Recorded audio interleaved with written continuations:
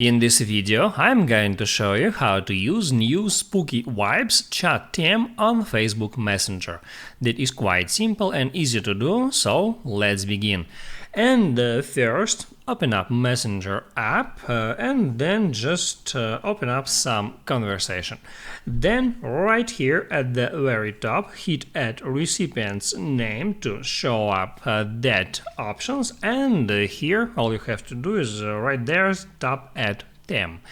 It shows up different themes for Messenger app, and here you can select any of them. I'll tap add Spooky Vibes to see that theme's preview first, and there all you have to do to set this theme to the conversation is just hit right here on select. Now you can move on to the conversation, and as you can see, I have just set that theme to that specific conversation.